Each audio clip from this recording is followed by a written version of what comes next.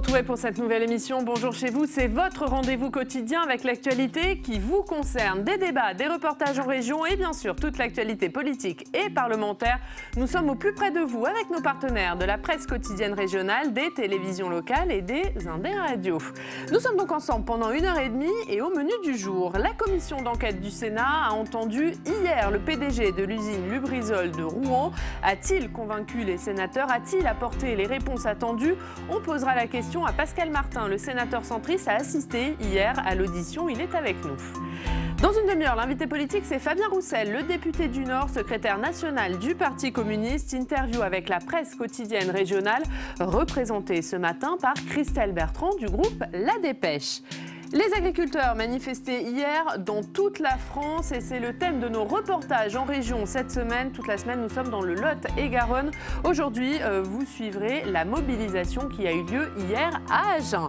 Et enfin, le Club des Territoires, notre bande de journalistes qui débattent de l'actu. Nous reviendrons sur le déplacement d'Emmanuel Macron à Mayotte. Le président de la République a tenu un discours de fermeté sur la lutte contre l'immigration clandestine. Mais avant cela, voici les autres informations de ce mardi 22 octobre. Nouvel épisode dans l'interminable feuilleton du Brexit. Une sortie du Royaume-Uni au 31 octobre est de plus en plus improbable. Les députés britanniques ont soutenu l'accord mais ont refusé le calendrier prévu par Boris Johnson. Le président du Conseil européen, Donald Tusk, recommande aux 27 d'accepter un report du divorce. La France dit qu'elle est prête à un report technique de quelques jours, mais pas question de rediscuter de l'accord. La proposition de loi visant à assurer la neutralité religieuse des accompagnateurs lors des sorties scolaires est examinée aujourd'hui en commission. Jacqueline Strach-Bignot, qui est l'auteur du texte, dit qu'il y a un besoin de plus de clarté. Le texte qui sera examiné en séance mardi prochain. Et puis 9 départements du sud de la France sont placés en vigilance orange pour pluie, inondations et orages. Des pluies diluviennes s'abattent sur ces régions. Le ministre de l'Intérieur, Christophe Castaner, lance un appel à la prudence et demande le respect des consignes municipales et préfectorales. On débute avec le sénateur du jour. Il est élu de Seine-Maritime, siège dans le groupe centriste. Bonjour Pascal Martin. Bonjour. Merci d'être avec nous ce matin. On précise que vous êtes un tout nouveau sénateur. Vous siégez au Sénat depuis le 1er octobre. Tout à fait. Merci donc d'être avec nous. On va parler bien sûr longuement de cette audition du PDG de l'usine Lubrizol de Rouen. Mais d'abord un mot sur les agriculteurs qui étaient mobilisés hier dans toute la France. Ils dénoncent le dénigrement dont ils sont victimes. Ils protestent contre les traités de libre-échange, contre les arrêtés anti-pesticides. Et ils demandent des réponses à Emmanuel Macron. Est-ce que pour vous, ces agriculteurs, ils sont laissés trop seuls? Oui, alors moi j'ai une expérience d'un ancien président d'un département, certes industriel, on y reviendra tout à l'heure quand on parlera malheureusement de cet accident majeur qu'est Lubrizol, mais c'est aussi un département agricole. Le département de la Seine-Maritime, c'est un département où notamment la production du lin est la première de France, voire d'Europe, avec aussi des éleveurs qui subissent une crise. Il n'est pas normal aujourd'hui que les agriculteurs produisent ou proposent des produits qui soient proposés à la grande distribution avec un retour sur les produits, sur leur travail, inférieur à ce qu'ils ont réellement produit. C'est vraiment aujourd'hui un cri d'alarme que les agriculteurs portent au niveau national et il convient vraiment de les entendre avec la plus grande attention. Un cri d'alarme que le gouvernement n'entend pas, selon vous? Non, je pense qu'il y a aujourd'hui des contacts avec le ministre Didier Guillaume, mais il faut entendre. Il y a eu une loi sur l'alimentation qui a été votée, qui manifestement ne répond pas aux attentes que le législateur s'était fixées et que les agriculteurs pensaient obtenir. Donc il faut vraiment se mettre autour de la table très très rapidement. Et retravailler sur cette question du prix pour les agriculteurs, de ce qu'ils perçoivent? Oui, c'est exactement cela. C'est ce que demandent, et c'est tout à fait légitime, les agriculteurs. On va passer au sujet principal, c'est bien sûr l'audition du PDG de l'usine Lubrizol. Il était auditionné hier au Sénat, il s'est beaucoup excusé mais n'a pas forcément apporté toutes les réponses attendues. On va voir le résumé de cette audition avec Audrey Vétaz. Avant toute explication, le PDG de Lubrizol a commencé par demander pardon. Je voudrais tout d'abord présenter nos excuses les plus sincères à tous ceux qui ont été impactés par l'incendie du 26 septembre. Il a ensuite tenté sous serment. Je le jure. de répondre aux inquiétudes nombreuses des sénateurs concernant les risques sanitaires de l'incendie du mois dernier. Est-ce qu'on connaît vraiment la dangerosité du panache de fumée qui est sorti et qui a flotté sur la ville de Rouen et ses environs? Réponse maladroite d'Éric Schnur. Les produits qui ont brûlé ne présentent pas de danger à la santé outre les irritations. Il n'y a aucune différence significative entre ce qui a été brûlé dans le feu et ce qui peut brûler dans l'incendie d'une maison. Face au scepticisme des sénateurs, les retombées ne sont pas nocives. Permettez-moi juste de vous faire part de mon étonnement. Sans faire de catastrophisme, je pense quand même qu'on est là devant une catastrophe écologique. le directeur s'est engagé à leur fournir toutes les analyses effectuées par des experts indépendants. Quant au déroulé de l'accident, il s'affine. D'après nos informations, l'incendie a débuté hors de notre site, mais nous devons encore en déterminer les causes. Il est trop tôt pour en dire plus. Une enquête judiciaire est en cours. Trop tôt aussi pour évoquer précisément les indemnisations qui répondront aux préjudices subis par les agriculteurs et les sociétés environnantes. Mais le PDG promet que Lubrizol sera au rendez-vous. Une nouvelle promesse face à laquelle la Commission reste prudente. Soyez certains que nous serons très vigilants quant au fait que ces bonnes intentions se traduisent dans les faits. Les sénateurs poursuivront leur enquête jeudi sur le site de Lubrizol. Pascal Martin, vous avez assisté à cette audition du PDG de Lubrizol. Est-ce qu'il vous a convaincu? Alors non, il faut reconnaître qu'aujourd'hui, dans cette première démarche, à l'occasion de cette commission d'enquête, nous sommes restés sur notre faim, si vous me permettez l'expression. Moi, j'ai eu l'occasion d'être peut-être l'un des tout premiers élus à être présent sur le terrain, puisque j'étais encore le 26 septembre dernier président du conseil départemental de la Seine-Maritime, et le jeudi à 11h30, donc quelques heures après le déclenchement de ce sinistre exceptionnel, j'étais sur place avec les autorités, avec les sapeurs-pompiers. C'est vrai que nous avons vécu un événement hors norme. Et donc aujourd'hui, les questions légitimes en matière sanitaire, en matière environnementale, en matière économique, en matière agricole sont posées. Alors c'est le début de cette commission d'enquête qui se déroulera sur une durée de 6 mois maximum. Nous allons dès demain nous déplacer sur le site de Lubrizol à Rouen.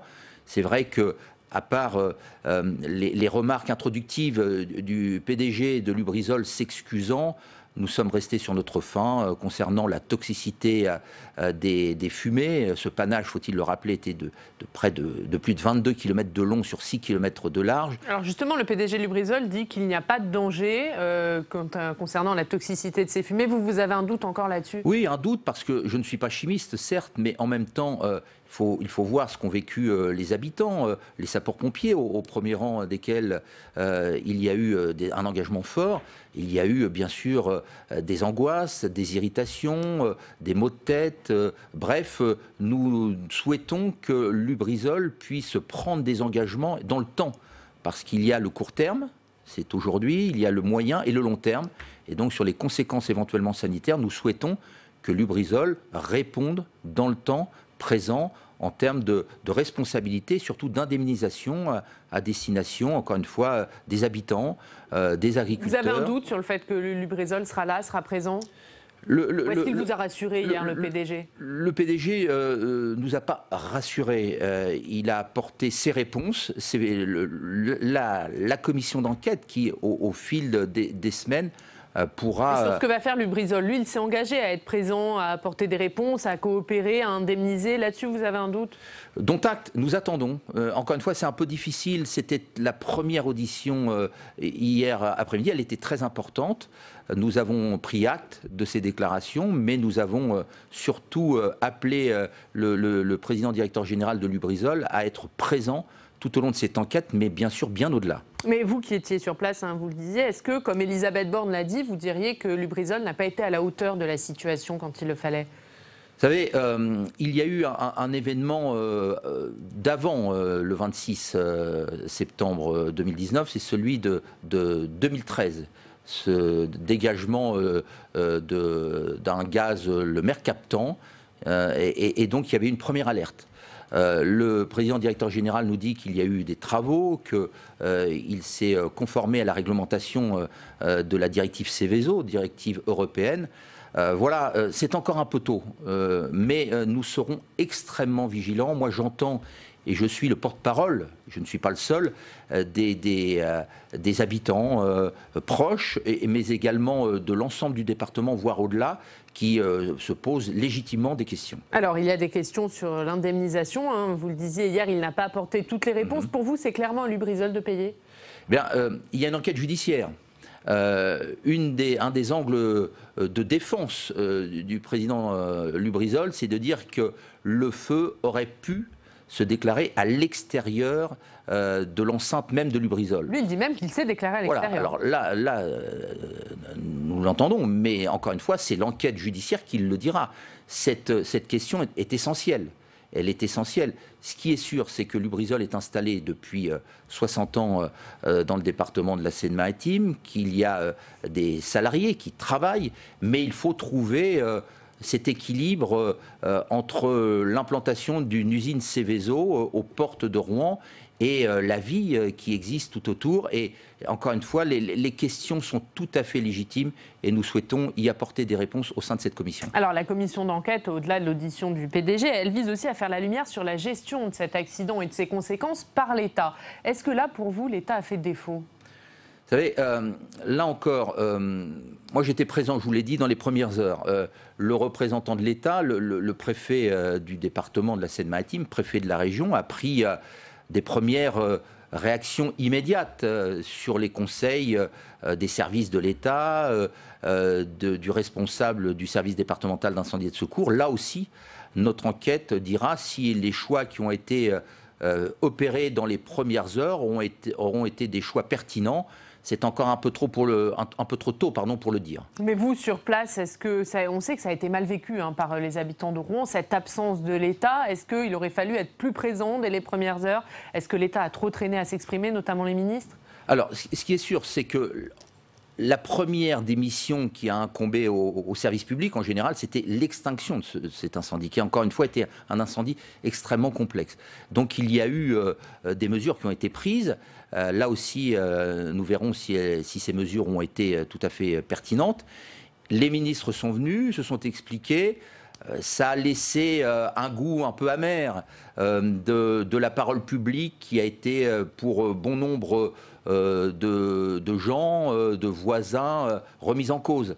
Là encore, c'est peut-être encore un peu tôt, mais nous serons, je le dis et je me permets d'insister, extrêmement présents et vigilants pour connaître les causes et surtout les conséquences de cet incendie. On le disait, demain, la commission d'enquête se déplacera sur le site de l'usine Lubrizol à Rouen. Qu'est-ce que vous attendez de ce déplacement ? Qu'est-ce qu'il peut vous apporter ?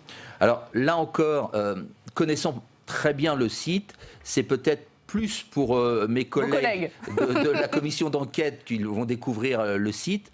Et ils vont noter que ce site est en milieu urbain. Les questions d'urbanisme seront posées. Donc c'est au-delà, sur la gestion des sites Seveso, sur la réglementation des sites Seveso. C'est plus pour ça ce déplacement. Oui. Alors c'est prendre en compte le site dans ses problématiques géographiques, mais c'est aussi mesurer l'imbrication des entreprises sur Rouen. Faut-il rappeler que le département de la Seine-Maritime compte près de 60 sites Seveso seuil haut sur notre territoire. Et donc il faudra là aussi poser ces questions très clairement tous ensemble. Un mot sur la situation sur place, puisqu'évidemment vous connaissez par cœur la situation et les habitants. Est-ce qu'un mois après l'incendie, les habitants sont-ils toujours autant inquiets ? Oui, bien sûr, ils le sont, parce qu'il y a encore quelques jours, il y avait des odeurs, et ces odeurs sont anxiogènes, parce qu'on n'en connaît pas l'origine, on ne connaît pas les conséquences éventuelles, et moi je les ai ressenties, ces odeurs, lorsqu'on est à Rouen, et donc c'est tout à fait légitime, là aussi tout à fait normal. Donc non, les inquiétudes sont loin d'être levées, tout ceci prendra énormément de temps. Moi j'ai demandé aussi au président de Lubrizol qu'il participe à ce que nous puissions retrouver, lorsque cet épisode sera compris, analysé, à l'attractivité de nos territoires. Il faut retrouver de l'attractivité pour Rouen, pour sa métropole. Pour vous, ça apporte un coup à l'attractivité de votre territoire, cet incendie ? Bien sûr, les commerçants rouennais ont un chiffre d'affaires en baisse très sensible. L'image même de Rouen est écornée, est atteinte. Et donc, il faudra aussi que l'entreprise participe à ce que nous retrouvions de l'attractivité. De quelle manière, pour vous, elle peut le faire ? Essentiellement financièrement. Et puis ces indemnisations seront au cœur des questions à venir. Allez, on va passer à un autre sujet, Pascal Martin. C'est le Sénat qui a adopté hier largement la loi engagement et proximité, loi sur le statut de l'élu. On en parle avec notre journaliste parlementaire Fanny Conqui.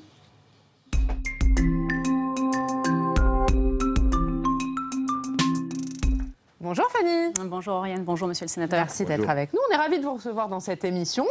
C'est votre première, Fanny. On va parler de cette loi, engagement et proximité. Large vote hier du Sénat. Quel bilan peut-on faire de l'examen de ce texte au Sénat? Alors, c'est un sujet que vous connaissez bien, Monsieur le Sénateur. Vous avez été maire pendant plus de 20 ans d'une commune de 5000 habitants. Alors, ce texte a été largement inspiré par les propositions des sénateurs. Il a fait l'objet d'un certain consensus dans l'hémicycle, mais grâce à certains amendements, le texte va plus loin.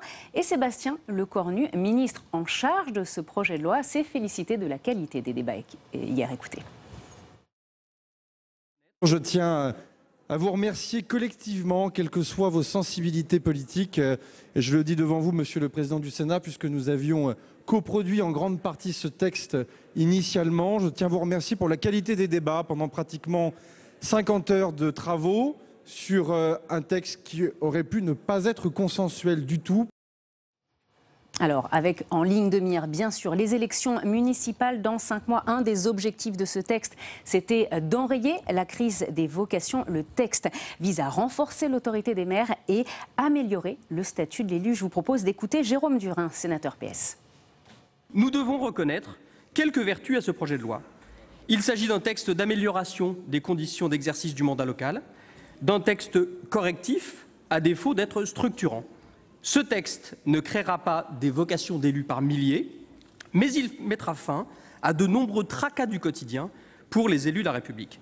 Alors, on va voir à travers quelles mesures concrètement, après la mort du maire de Signes dans l'exercice de ses pouvoirs en août dernier, eh bien, les pouvoirs de police du maire ont été renforcés. Vous allez le voir à travers plusieurs mesures. Le droit de fermer administrativement les débits de boissons en cas d'infraction, mais aussi la possibilité d'infliger des amendes administratives de 500 € maximum en cas notamment d'occupation sans titre du domaine public, ou encore la possibilité de sanctionner les exploitants ou propriétaires qui ne respectent pas les arrêtés de fermeture de leur établissement lorsqu'ils enfreignent les règles de sécurité dans les communes de moins de 3500 habitants, pour permettre aux élus de concilier leur mandat avec leur vie professionnelle et leur vie personnelle. Le texte prévoit la prise en charge par l'État des frais de garde et d'assistance des élus. Le texte prévoit également la possibilité d'augmenter les indemnités des maires des petites communes. Vous allez le voir avec ce tableau, vous allez le voir, des indemnités qui pourront atteindre jusqu'à 2006 € selon la taille des communes. Vous le voyez, des augmentations de 20 à 50% par rapport aux indemnités actuelles. À retenir, enfin, une mesure renforçant la place des femmes dans l'exécutif des intercommunalités, ou encore cette mesure qui permet aux maires de limiter à 60 jours la durée de location d'une résidence principale Airbnb contre 120 jours actuellement. Alors, prochaine étape pour ce texte, direction maintenant l'Assemblée nationale. Il devrait être adopté avant la fin de l'année et donc avant les élections municipales, Oriane. Merci beaucoup Fanny. On vous retrouve tout à l'heure pour votre revue de presse. Pascal Martin, Fanny l'a dit, large adoption de ce texte, une quasi-unanimité. Qu'est-ce qu'il faut y voir? C'est une très bonne loi où les sénateurs se sont dit c'est mieux que rien, c'est un bon début. Alors en ce qui me concerne, c'est mon premier projet de loi. J'ai participé pendant ces 15 jours à ce débat très riche. C'est vrai que 50 heures de débat, il y a eu un consensus. Le vote est là pour le traduire avec quasiment une unanimité, 338 voix pour et 2 voix contre. Moi, ce que j'ai apprécié dans ce débat, c'est que nous étions dans une démarche pragmatique, réaliste. Le ministre Lecornu a répondu en grande partie aux attentes des sénateurs, quels que soient les groupes politiques. Moi, c'est vrai que j'ai été élu pendant 20 ans, maire, 17 ans président d'intercommunalité. Aujourd'hui, nous parlons régulièrement, les élus parlent des irritants, notamment de la loi NOTRe, de la complexité des missions de maire. Il y a eu des réponses très concrètes. C'est une étape, ce n'est pas une révolution. Est-ce que ça gomme tous les irritants de la loi NOTRe, pour reprendre ce terme de Sébastien Lecornu? Ça ne les gomme pas tous, mais en même temps, il y a eu des réponses très concrètes, ça vient d'être rappelé, sur l'engagement citoyen des élus, sur leur protection, sur la sortie du mandat, sur les indemnités, sur la formation des élus. Bref, c'est ce qu'attendaient en grande partie les élus de France. Et moi, je me satisfais. Alors attendons de voir comment ce texte sera voté à l'Assemblée nationale. Mais le travail du Sénat a été en tout point remarquable. Il rappelle combien le Sénat, qui est le représentant des collectivités territoriales, joue un rôle essentiel dans le domaine de la défense des élus locaux. Vous avez salué, comme d'autres sénateurs, le travail de Sébastien Lecornu, qui a été à l'écoute du Sénat sur ce texte. Est-ce que vous pensez qu'il va défendre cette version du Sénat à l'Assemblée nationale, ou que beaucoup de choses seront jetées à la poubelle? J'espère qu'il va les défendre. Il va les défendre. Nous aurons l'occasion, dans d'autres lieux, de rappeler à Sébastien Lecornu les engagements qu'il a pris ici au Sénat.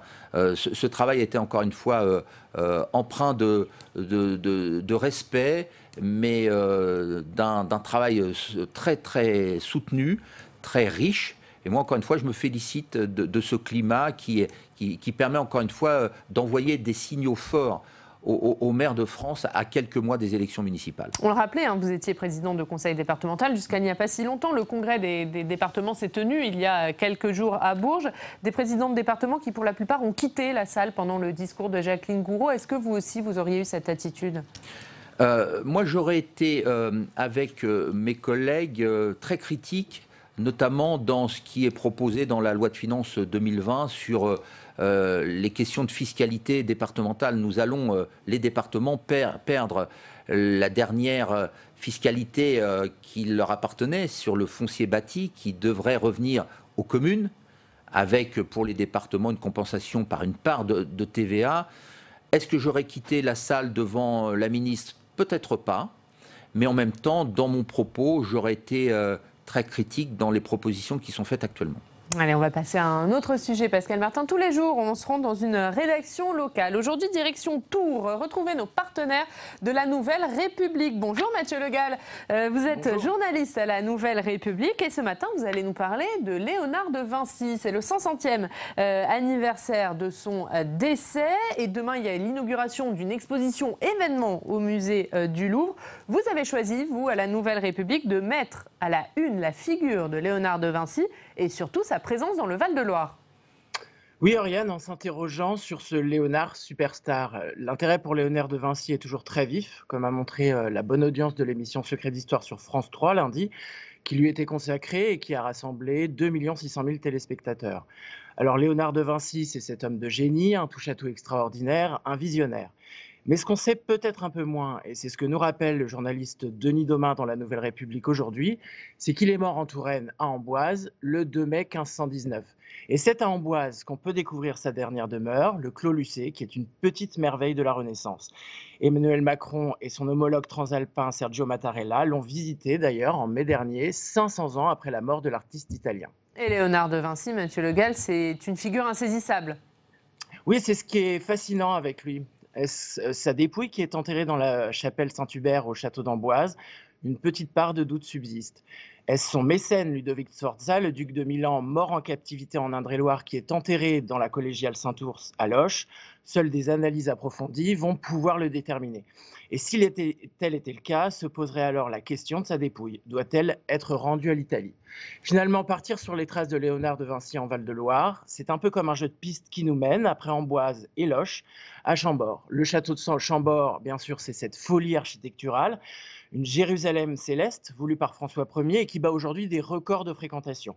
92 000 visiteurs pour le seul mois d'août cette année, plus d'1 million en 2018. Et Chambord porte la marque de Léonard de Vinci. Il n'y a pas seulement l'escalier à double hélice ou à double révolution qui rappelle la passion du génie italien pour l'hydraulique. Deux archéologues, Sylvain Caillou et Dominique Hofbauer, qui étaient invités au rendez-vous de l'histoire à Blois cette année, pensent qu'un plan de l'édifice datant de 1519, finalement abandonné et aujourd'hui perdu, aurait été signé par la main de Léonard de Vinci. Vous nous donnez envie avec ce jeu de piste. Il y a une dernière étape, c'est Romorantin-Lanthenay dans le Loir-et-Cher. Oui, Oriane, Romorantin, c'est le cœur de la Sologne, à 200 km au sud de Paris. Romorantin devait être le cœur du royaume de France, selon François Ier. La mort de Léonard de Vinci, mais aussi la peste et la difficulté du terrain, la Sologne est une terre humide, y ont mis un terme. Romorantin, c'est peut-être l'un des projets les plus méconnus et les plus extraordinaires de Léonard de Vinci en Centre-Val de Loire.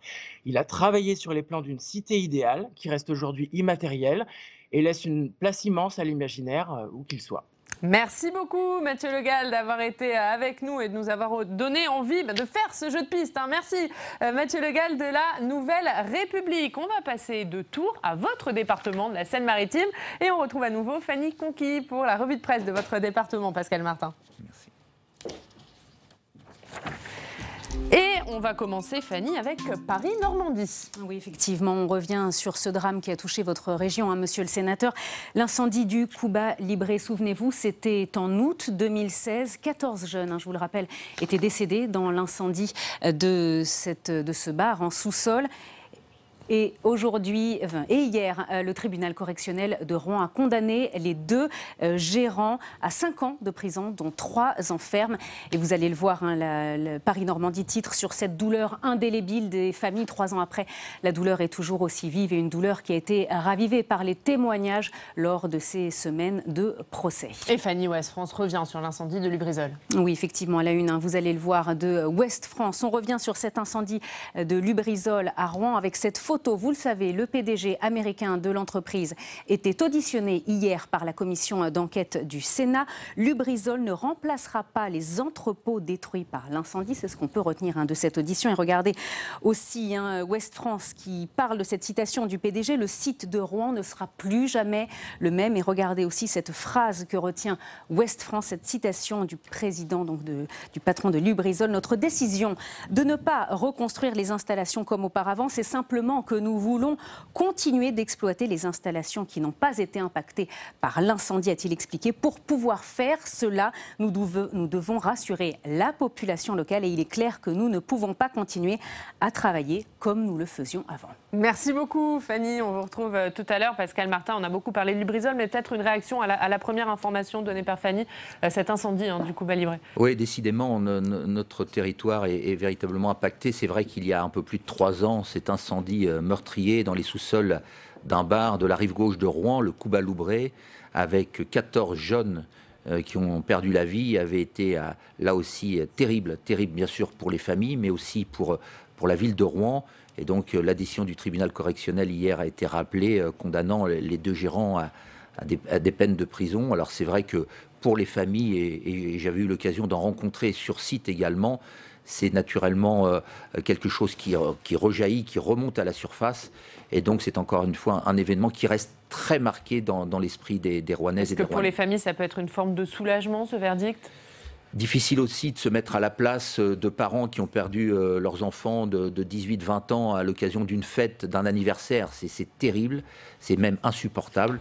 Et donc, je suis de tout cœur et en pensée avec ces familles. Merci beaucoup, merci Pascal Martin d'avoir été avec nous ce matin. Dans moins de 2 minutes, c'est l'heure de l'invité politique. C'est Fabien Roussel, député du Nord, secrétaire national du Parti communiste. Vous le voyez, il est avec nous. Nous parlerons entre autres du déplacement d'Emmanuel Macron à Mayotte, de la mobilisation des agriculteurs ou encore du budget examiné en ce moment au Parlement. Mais d'abord, on va voir un extrait d'Allons plus loin. Hier soir, Rebecca Fitoussi revenait elle aussi sur l'audition du PDG de l'usine Lubrizol de Rouen. On va regarder un extrait d'Allons plus loin.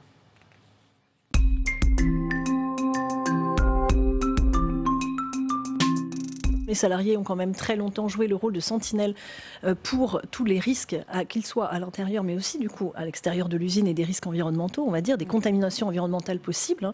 Et c'est vrai que le système croissant, qui est de plus en plus présent de précarisation de l'emploi et de ce système de recours à la sous-traitance absolument généralisé dans de nombreux secteurs, en particulier des secteurs où la question du risque et la question de la sécurité est fondamentale, joue bien sûr dans le sens de la déconstruction complète. Et cette cette séparation entre l'intérieur et l'extérieur de l'usine, c'est vraiment une construction historique, en effet. C'est vraiment quelque chose qui est initialement construit dès que l'industrie commence à s'implanter et qu'on construit deux modes de gestion absolument distincts entre ce qui concerne la santé au travail, on va dire, et la santé des salariés, et la santé environnementale, et on va dire les nuisances au voisinage. Et on est l'héritier de ça. Et la situation qu'on vit aujourd'hui, elle est absolument le fruit, en fait, de cette séparation. Le résultat de tout ça. Voilà, le résultat de tout ça. Absolument. Oui, je partage complètement. Donc notre commission d'enquête a un travail énorme avec, j'espère, des préconisations, des recommandations, voire une modification ou des modifications de la législation qui vont emmener vers ce qu'on dit, la culture du risque, partagée. Il y a quelque chose probablement qu'il faudrait aussi interroger, parce que nous, les travaux qu'on a menés conjointement avec la Fédération Chimie Énergie CFDT et l'ICSI, on a mis des modules de formation en place pour nos équipes, qui sont risque industriel majeur 1, 2, qui sont co-construit avec l'INERIS. On a d'autres modules de formation sur les facteurs humains et organisationnels de la sécurité qui sont construits en partenariat avec l'ICSI.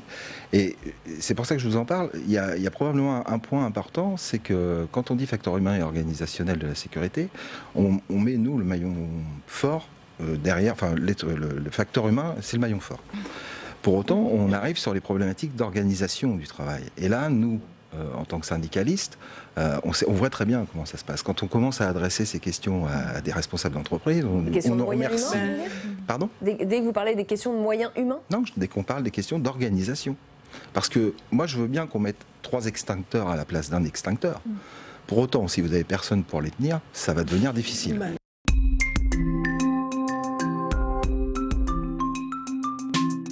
Notre invité politique ce matin, c'est Fabien Roussel. Bonjour. Bonjour. Vous êtes député du Nord, secrétaire national du Parti communiste. Vous êtes avec nous pendant 20 minutes pour une interview en partenariat avec la presse quotidienne régionale, représentée ce matin par Christelle Bertrand. Bonjour Christelle. Bonjour Réane. Journaliste au groupe La Dépêche. Alors, l'actualité nombreuse ce matin. Fabien Roussel, on va commencer par ce déplacement d'Emmanuel Macron à Mayotte pour parler lutte contre l'immigration clandestine. Il a tenu un discours de fermeté hier. Qu'avez-vous pensé de son discours ?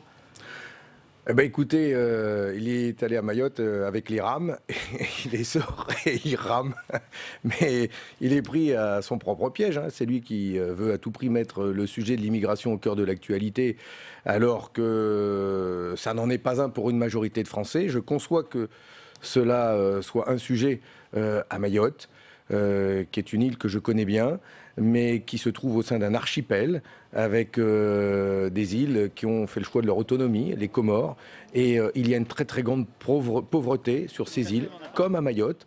Mais en fait, il y a la misère d'un côté, il y a la pauvreté de l'autre, et puis voilà, c'est ça qui se passe à Mayotte. À Mayotte, il y a 26% de taux de chômage, 46% chez les jeunes. Et donc, il faut bien leur apporter une réponse à ces habitants de Mayotte. Ah ben bien sûr, oui. Quelle va être cette réponse alors ? La réponse, c'est surtout de créer les conditions que ce taux de chômage baisse, que les enfants aient les moyens d'aller dans des écoles et pas dans des containers, comme c'est le cas aujourd'hui, de faire en sorte qu'ils aient une vie digne, mais pas seulement à Mayotte. C'est quelle coopération nous avons avec les Comores, donc les îles qui sont à côté, qui sont indépendante, et de faire en sorte qu'il n'y ait pas du coup cette aspiration qui de fait existe. Ce sont les mêmes familles. C'est pas de 2 pays différents. Dans les faits, ce sont 2 pays différents. Il y a Mayotte, qui est la France, et puis à côté, il y a les Comores. Mais ce sont les mêmes familles, le même peuple. Et il y en a un qui est dans une extrême, qui est dans la grande misère, et l'autre dans la pauvreté. Qu'est-ce que vous voulez ? Oui, ils préfèrent venir, les Comoriens préfèrent aller à Mayotte parce qu'on vit mieux à Mayotte. C'est terrible. Ils peuvent mettre toutes les barrières qu'ils veulent, les barbelés qu'ils veulent. Les gens prendront les quoi-ça pour aller rejoindre le tata, le tonton, puis retrouver la famille. C'est comme ça. Vous avez commencé votre réponse en disant « ça n'est pas un sujet ». Ça veut dire qu'en métropole, pour vous, l'immigration, ça n'est pas un problème aujourd'hui ? Le débat n'a pas lieu d'être ?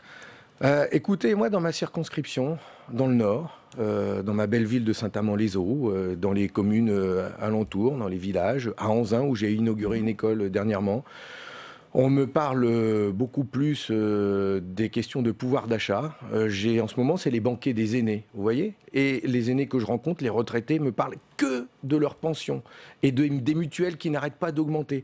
Leur principale préoccupation, c'est comment on fait pour vivre dignement. Comment on fait pour vivre quand on a bossé 40 ans de sa vie et qu'on a 800 € de retraite, qu'on a une mutuelle à 150 €. Mais vous parlez de votre ville, mais au niveau national, à Paris, on sait par exemple, quand j'en parle avec mes collègues, les gens veulent vivre dignement. Et ils aimeraient bien qu'on puisse vivre ensemble, dans la paix, dans la prospérité. C'est principalement ça qui les préoccupe aujourd'hui. On a un taux de chômage qui reste élevé dans notre pays, très élevé dans notre pays, au-dessus de la moyenne de l'Union européenne. Il y a des régions comme la mienne où le taux de chômage est de 3 points supérieur à la moyenne nationale. On a des usines qui ferment. Vous croyez qu'à Belfort, on parle de l'immigration? Vous pointiez du doigt récemment les travailleurs détachés, par exemple. Oui. Ça, c'est un sujet. Oui, ça reste un sujet, oui, bien sûr. Oui, ça reste un sujet parce que cette Union européenne, avec les traités ultra-libéraux qu'ils ont mis en place, organise une concurrence déloyale entre les travailleurs de l'Union européenne. Et donc, un travailleur qui viendrait d'autres pays que la France vient travailler en France avec votre sujet, c'est plutôt l'immigration le même économique, salaire, mais avec des cotisations sociales qui sont celles de son pays. Ce qui fait que il coûte, entre guillemets, ce qui est insupportable comme langage, 30% moins cher. C'est une forme d'esclavagisme. Pourquoi il n'y a pas les mêmes droits pour tous les travailleurs de l'Union européenne? Pourquoi il n'y a pas les mêmes salaires, les mêmes cotisations sur tous les travailleurs de l'Union européenne et au lieu de les mettre en concurrence? Et forcément, le travailleur français se trouve en concurrence avec des travailleurs à bas coût d'autres pays. Ça génère des tensions, c'est insupportable. C'est pas l'Europe dans laquelle je souhaite vivre. Vous parliez de Belfort, un mot sur General Electric. Les salariés ont voté à main levée le plan social proposé par la direction. Ça sauve 300 emplois, mais ça en supprime près de 500 autres. Est-ce que, comme Bruno Le Maire, vous rendez hommage au sens de la responsabilité des salariés? Je connais bien parce que j'y suis allé. J'ai visité les sites là-bas. On y produit les turbines à gaz qui permettent de créer de l'électricité sans hydrocarbures. D'accord ? Donc ça va servir à développer les énergies renouvelables, ce savoir-faire qui existe là-bas. Et donc, on a la solution du moins pire. Mais ce n'est pas la bonne solution, puisque les 500 emplois qui vont être supprimés, c'est le site de Bourgogne, où on fabrique des pièces pour ces turbines à gaz. Et ce qu'ils ont préservé, c'est l'assemblage de ces turbines à gaz. C'est juste l'assemblage. On ne va plus les fabriquer, ces turbines à gaz. C'est encore des savoir-faire qui s'en vont, qui vont être délocalisés dans un pays de l'Union européenne à bas coût, et une partie aux États-Unis. Et quand on ne fait plus que de l'assemblage dans notre pays, et notamment des turbines à gaz, je vous le signe ici, dans 3 ans, l'assemblage, il va partir. Parce qu'on ne produira plus les pièces ici. Donc s'il n'y a plus qu'à les assembler, eh bien, c'est beaucoup plus facile à faire. Et cette partie-là sera délocalisée à terme. Qu'est-ce que vous dites que cette usine General Electric, elle est condamnée à moyen terme? Cette usine General Electric est condamnée, pour moi, à moyen terme. Il va falloir donc poursuivre le combat.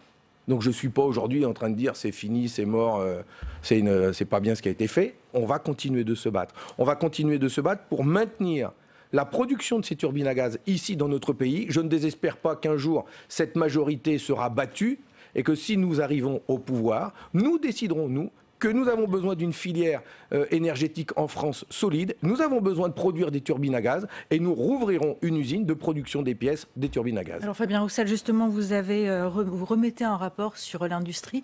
Est-ce que vous pourriez nous indiquer les grandes lignes de ce rapport? J'ai souhaité travailler justement, comme je suis beaucoup ces questions industrielles, sur les moyens que l'État a pour accompagner les défaillances des entreprises industrielles. Comment on aide ces entreprises industrielles qui sont dans la difficulté? J'ai découvert que l'État, parmi les différents moyens, faisait des prêts à ces entreprises, mais des prêts à des taux usuriers. L'État prête entre 10 à 20% à ces entreprises qui sont déjà en difficulté. Enfin, on marche sur la tête, c'est comme la corde qui soutient le pendu.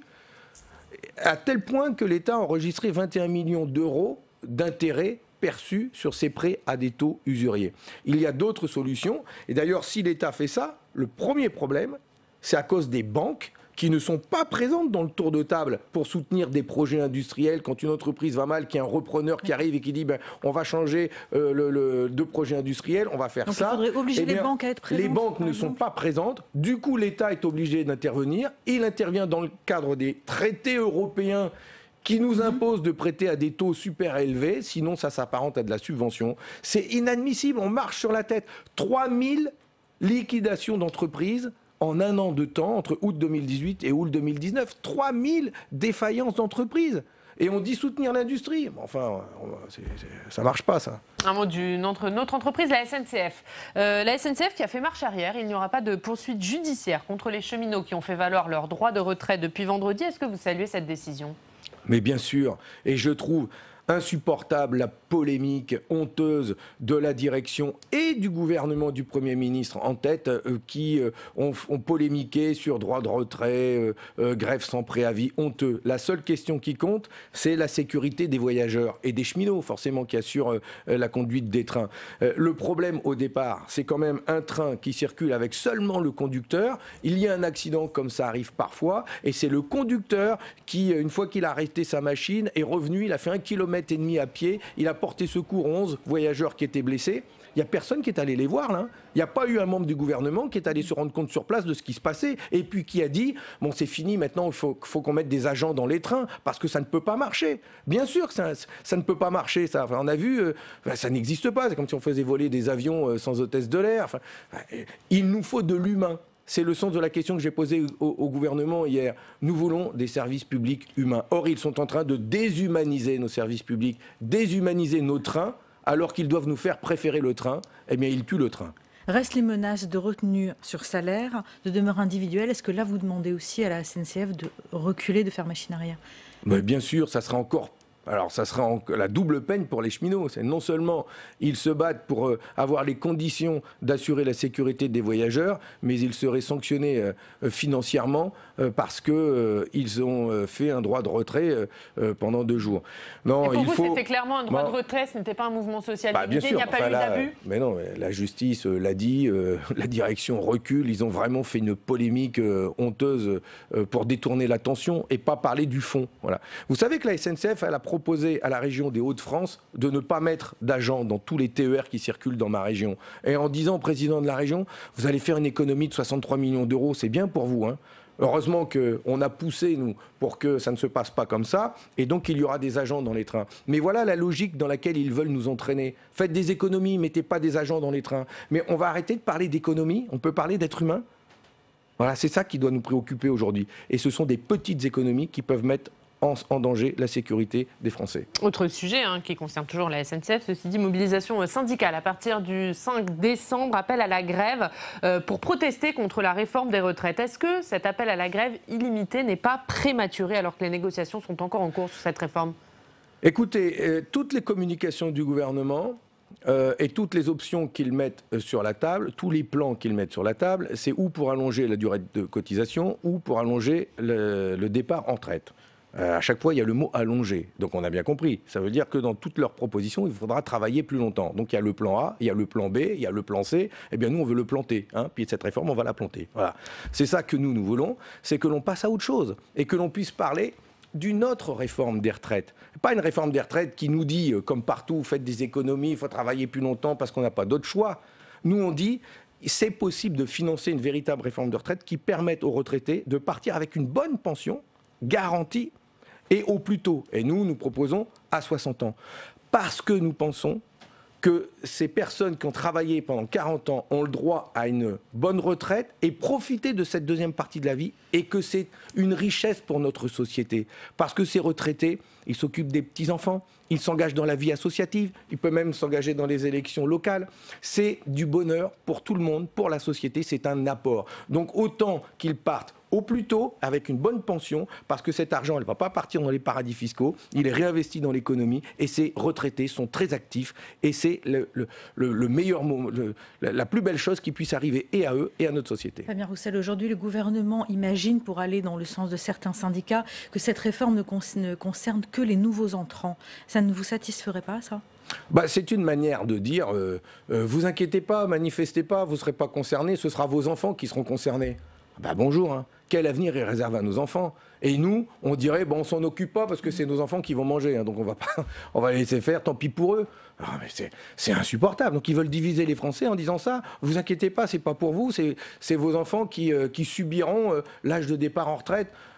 Alors on nous fait des leçons sur l'écologie, quelle dette on va laisser à nos enfants, et là, quelle dette on va leur laisser avec la réforme des retraites? Honteux. Nous, on va se battre pour la génération d'aujourd'hui et la génération de demain, et aussi la génération qui est aujourd'hui pénalisée par les réformes de retraite successives et qui voit leur retraite fondre. Mais il n'y a que du mauvais dans cette réforme des retraites.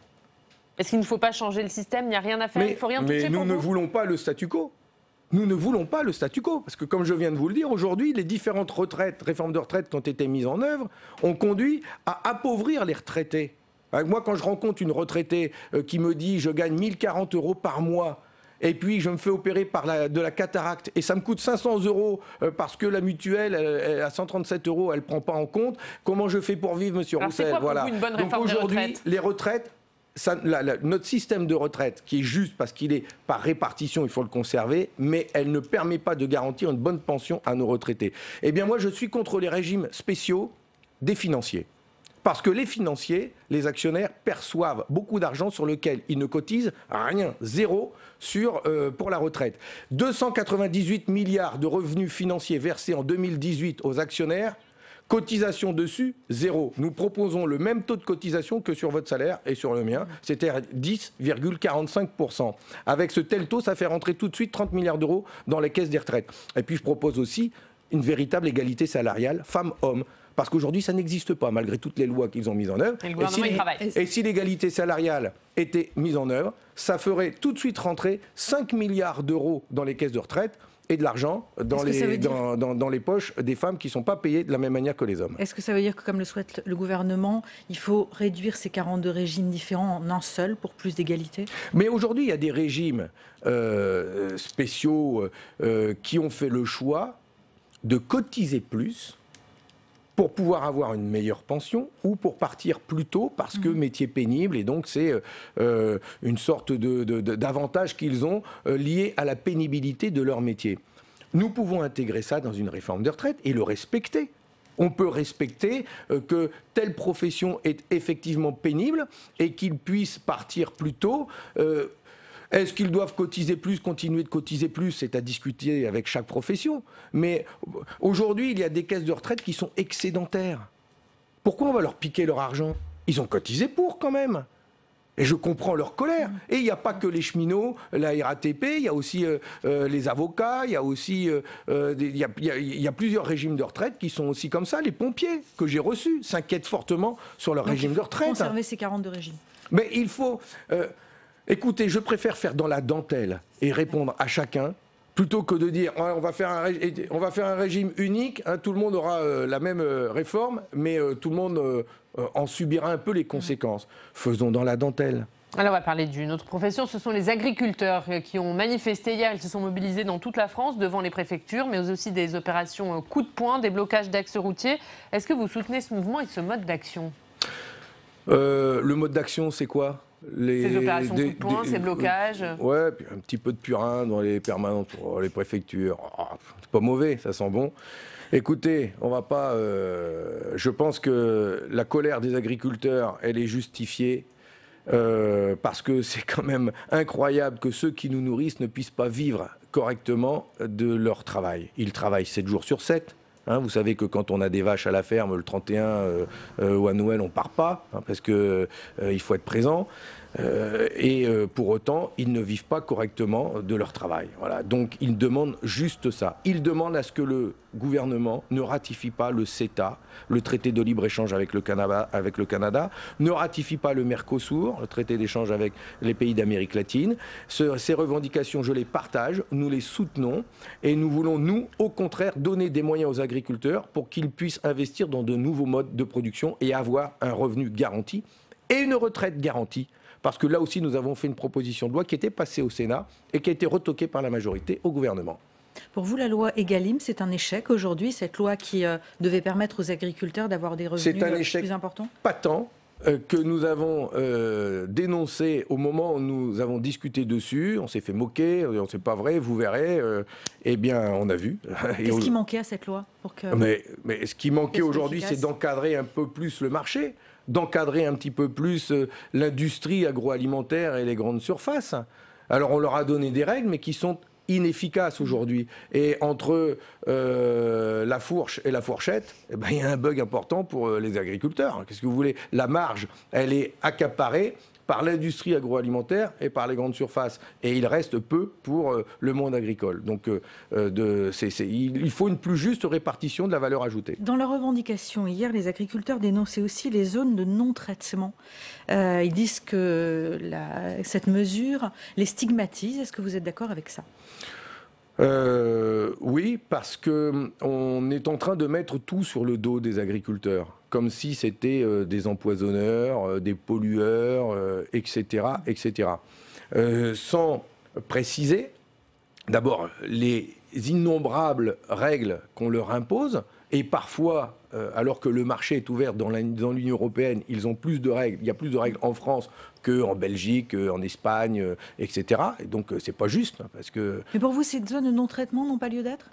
Ah non, je dis pas ça. D'accord. Je dis que les agriculteurs, aujourd'hui, nous disent, on a déjà des contraintes. C'est-à-dire, tel produit, nous n'avons pas le droit de les pulvériser à telle période ou à côté d'une école, etc. Ils ont déjà des contraintes. Alors maintenant, ce que nous préconisons, c'est que le dialogue à l'échelle de chaque département puisse se construire entre les agriculteurs et l'État. Et si ça doit être demain sanctuarisé dans un texte réglementaire, pourquoi pas, mais aujourd'hui, les règles existent déjà. Si jamais il fallait aller plus loin, il va falloir que l'on en donne les moyens aux agriculteurs. Par exemple, quand il faut mettre des haies pour séparer un champ d'habitation, s'il faut donc reboiser certaines... Eh bien, pourquoi pas? Mais les agriculteurs n'y sont pas, opposés à cela. Ils disent juste, donnez-nous le temps de le faire et donnez-nous les moyens. C'est autant de surface en moins. Et donc, tout cela, ça se compense. Dernier sujet plus politique, les élections municipales approchent. Aujourd'hui, avec qui pensez-vous passer des alliances au premier tour, au second tour? Quelle va être la stratégie adoptée? Avec les citoyens. Non, mais à chaque fois, c'est incroyable, quand on parle des municipales, on parle d'alliance. D'abord, j'ai pas d'alliance, mais je fais... Il faut bien constituer des listes. Oui, mais les listes, on les fait avec les gens aux élections municipales. Il y a 35 000 communes de moins de 5 000 habitants dans notre pays. Et il y a des maires qui sont bien souvent seuls, et des maires sans étiquette, et dont la seule boussole, c'est défendre l'intérêt général. Je dis aux militants communistes, aux habitants, impliquez-vous dans ces listes. Et quand un maire est bon comme le pain, qu'il se bat pour ses habitants, eh bien, allez l'aider, et c'est avec eux que nous serons. Dans les grandes villes, je vais répondre à votre question, puisque c'est là où ça se pose. Dans les grandes villes, et ces grandes villes, il y en a... Moyennes aussi. Voilà, les villes moyennes, etc. Là où il y a des forces politiques organisées, eh bien, c'est sur la base d'un programme construit avec les citoyens, avec les habitants, correspondant aux attentes de la ville, eh bien que nous nous mettons d'accord, et que nous nous mettons d'accord avec les forces politiques, mais on discute. On ne discute pas que de ça, on discute de réforme de retraite, mais avec tout le monde, avec la France Insoumise, avec les Verts, avec le Parti Socialiste, avec Génération. Nous discutons avec tout le monde localement, parce que c'est localement que cela se construit. Voilà, puis s'il y a besoin de mettre un petit peu d'huile, on se parle nationalement aussi. Mais ça se construit localement et avec les gens. Merci beaucoup, Fabien Roussel. Merci d'avoir été avec nous ce matin. Merci, Christelle Bertrand. Demain, à votre place, Fabien Roussel, ce sera Christiane Lambert, la présidente de la FNSEA. Eh bien, vous la saluerez bien de ma part. Eh bien, ça sera fait. On passe tout de suite au Club des Territoires.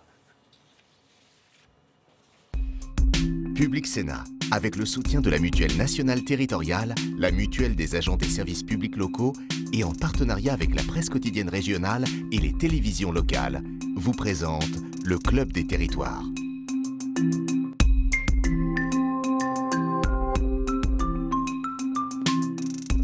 Des Territoires en partenariat avec la presse quotidienne régionale, les télévisions locales et les des radios. Aujourd'hui, avec la bande, nous parlerons du déplacement d'Emmanuel Macron à Mayotte et celui à venir dans l'île de la Réunion. Nous parlerons aussi des suites de l'incendie de l'usine Lubrizol de Rouen. Le PDG de l'entreprise était auditionné hier au Sénat. Nous serons en direct de Rouen avec nos partenaires de Paris-Normandie et son rédacteur en chef Thierry Rabillet. Mais d'abord, c'est l'heure de notre reportage en région. Allez à votre rencontre parce que l'actualité, ça se passe chez vous. Et cette semaine, vous le savez, nous sommes en Saône-et-Loire, en Saône-et-Loire, dans le Lot-et-Garonne, pas du tout en Saône-et-Loire, dans le Lot-et-Garonne, à la rencontre des agriculteurs de ce département. Ils manifestaient hier dans toute la France à l'appel de la FNSEA pour demander des réponses à Emmanuel Macron. Ils dénoncent le dénigrement dont ils sont victimes. Ils protestent également contre les arrêtés antipesticides et les traités de libre-échange. Quentin Calmet et Jonathan Dupriez ont suivi hier la manifestation à Agen. On regarde leur reportage.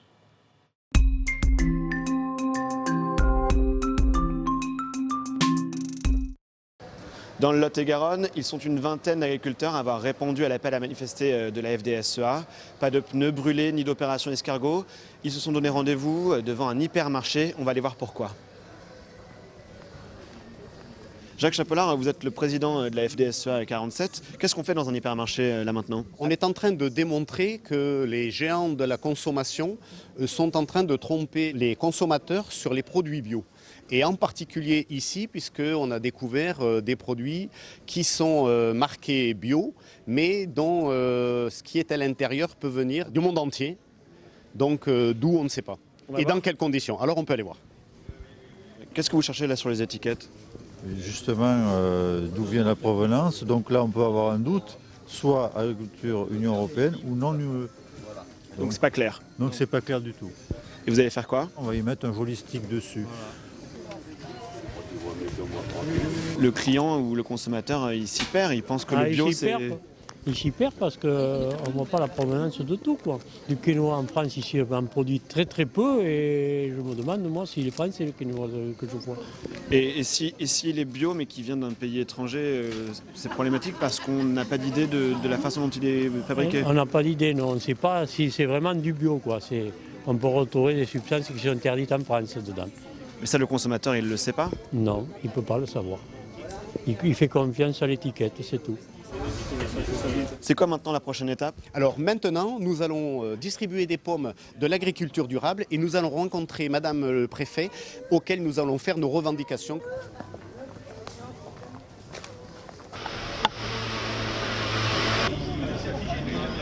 On vous donne des pommes. Je vous offre des pommes de l'agriculture durable. C'est pas du bio, mais c'est du très très bon. Produit en Lot-et-Garonne.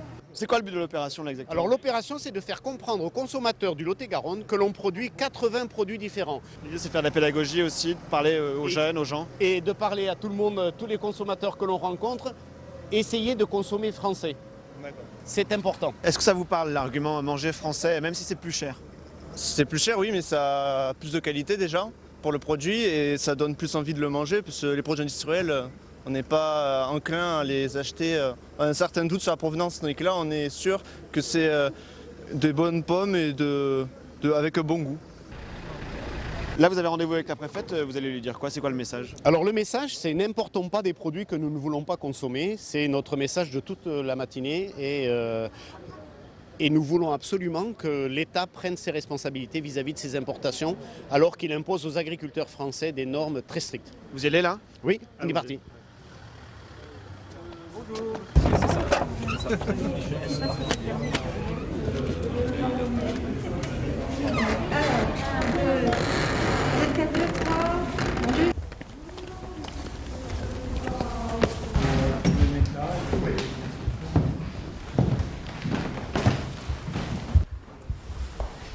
La FDSEA 47 a été reçue par les équipes de la préfecture du Lot-et-Garonne. Distorsion de concurrence, zone de non-traitement des pesticides, les sujets sont nombreux à évoquer avec la préfète.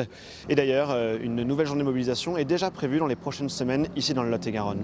Voilà pour ce reportage de Quentin Calmet et Jonathan Dupriez. Le dernier épisode dans le Lot-et-Garonne, ce sera demain à cette même heure dans Bonjour chez vous, toujours à la rencontre d'agriculteurs. Bonjour messieurs, rebonjour Fanny.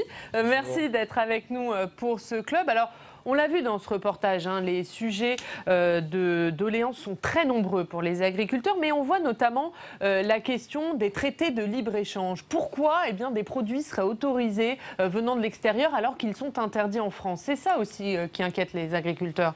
Les agriculteurs, ils sont pas contre la concurrence internationale, mais ils veulent juste pouvoir se battre avec les mêmes règles que tous les autres. Or, lorsqu'on interdit des produits ou des ingrédients dans certaines préparations alimentaires, eux disent si on les interdit en France, il faut qu'on les interdise aussi dans ce qui est importé. Voilà. Et c'est tout l'enjeu des traités de libre-échange tels que le CETA, qui sera bientôt voté au Sénat, qui doit être normalement ratifié au Sénat, et puis également du Mercosur avec les pays d'Amérique du Sud.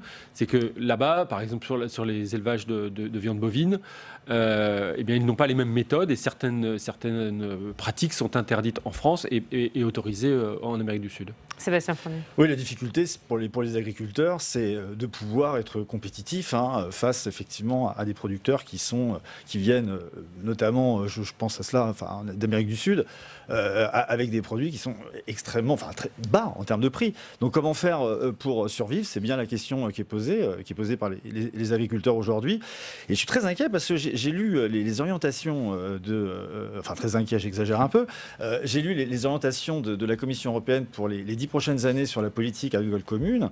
Et là, je dois dire que, alors certes, la Commission européenne veut améliorer la productivité, la compétitivité des agriculteurs, de leur production, bien sûr, mais c'est une agriculture 2.0 qu'ils veulent défendre, que la Commission veut défendre, mais c'est pas de cette façon que l'on va pouvoir, je crois, donner les moyens réellement aux agriculteurs d'être compétitifs face, en effet, à des producteurs qui viennent sur le marché avec des produits effectivement très bas en termes de prix. Et tout cela est très complexe, très complexe. On va s'en apercevoir avec la visite du président Macron à La Réunion, où les agriculteurs disent la chose suivante. On nous impose des règles, européennes, mais au niveau de l'importation, on reçoit des produits agricoles qui coûtent moins cher, mais pleins de pesticides et également avec des nuisances qui ne nous permettent pas de faire une concurrence intéressante et loyale. Ce reportage, allez-y Sébastien. Non, je voulais ajouter une chose là-dessus, c'est qu'est-ce que veulent les agriculteurs? Ils veulent qu'on reconnaisse leur savoir-faire. Ils veulent aussi, vous savez, ce qu'on appelle les circuits courts. Ce qu'ils veulent, c'est être en contact avec les consommateurs. Je parlais tout à l'heure, donc effectivement, des orientations de la PAC. C'est très bien de vouloir faire une agriculture connectée, une agriculture 2.0, de pouvoir en effet améliorer les machines, leur capacité à produire. Mais il faut aussi, je crois, travailler réellement avec eux sur leur savoir-faire, leur permettre d'être en contact avec leur environnement, avec les consommateurs, faire du circuit court. Et les consommateurs, c'est ce que le reportage pose aussi la question. C'est la chose, je pense, qui semble... Ce reportage, Luc Laventure, il pose aussi la question des consommateurs et du comportement des consommateurs. Absolument, mais le consommateur, il trouve son intérêt d'abord au niveau du prix, quand c'est bien fait sur le plan local. Il faut dire également que les agriculteurs ont maîtrisé toute la chaîne de fabrication, et puis ils ont un rapport aux fruits, ils ont un rapport à la terre, ils ont un rapport aux produits qui fait que effectivement les choses se passent pour le meilleur du monde. Allez, on a vu les manifestations à Agen. On va maintenant, grâce à nos partenaires des télés locales, voir ce qu'il s'est passé ailleurs. On va aller voir dans la Loire avec nos partenaires de TL7. Et là aussi, il y a eu des manifestations, des opérations coup de poing, des blocages d'axes routiers. Regardez ce reportage de Marianne Ray et d'Alice Canivet pour nos partenaires de TL7.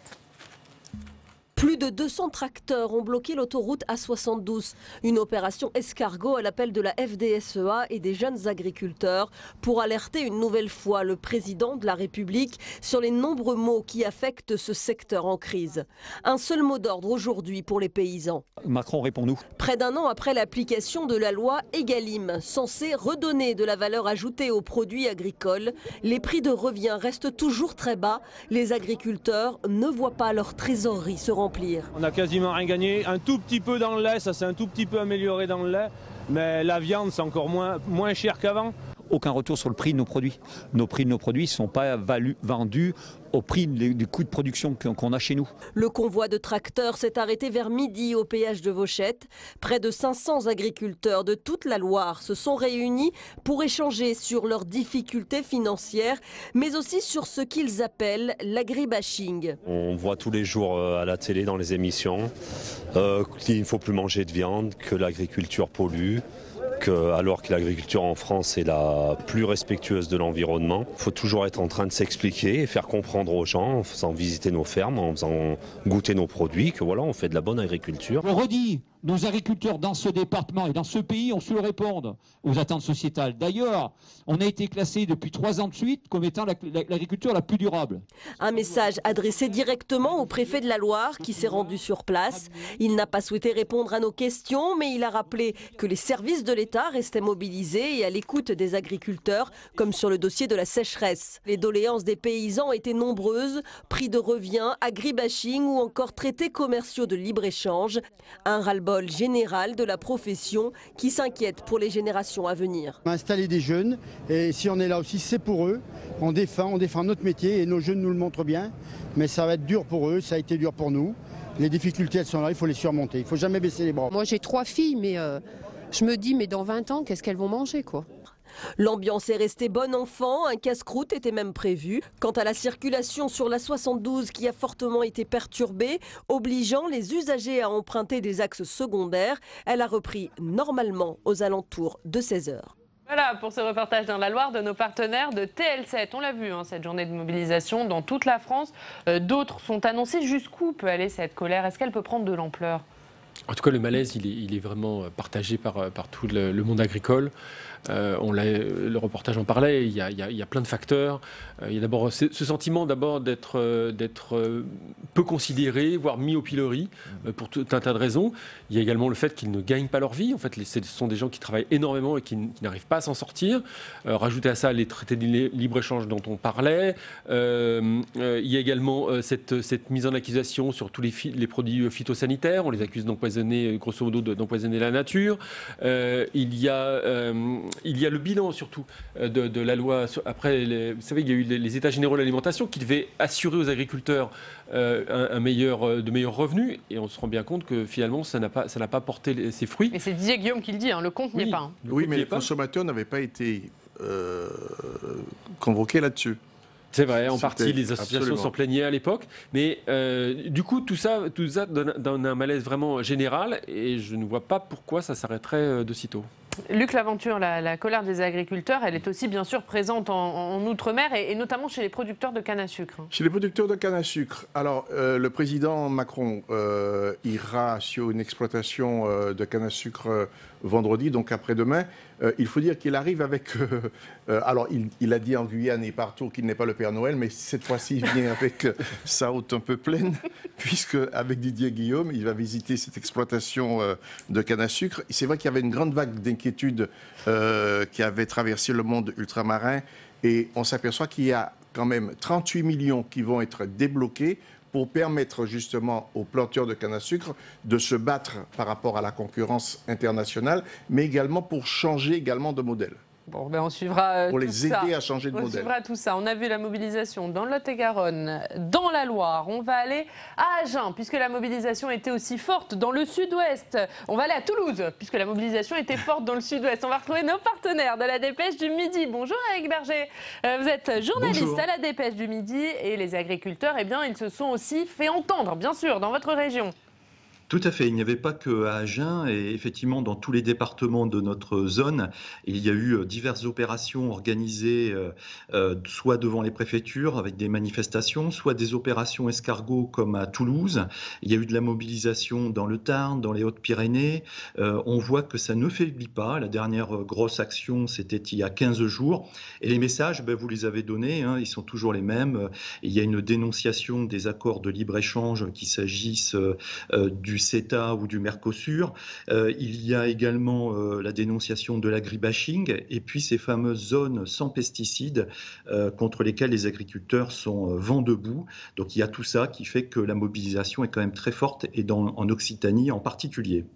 Éric Berger, l'autre actualité dans votre région, ce sont bien sûr ces inondations qui touchent vos départements. Où en est-on sur place? Quelle est la situation? Donc effectivement, il y a 6 départements qui sont en alerte dans la région pluie-inondation. Alors c'est en particulier le département de l'Aude qui avait déjà été meurtri l'an dernier avec de fortes inondations. Donc l'Aude, plutôt du côté du littoral, du Narbonnais, et puis le département des Pyrénées-Orientales, là aussi sur le littoral, et du côté de Perpignan. L'eau continue de monter, les précipitations continuent, donc ces départements sont en vigilance orange.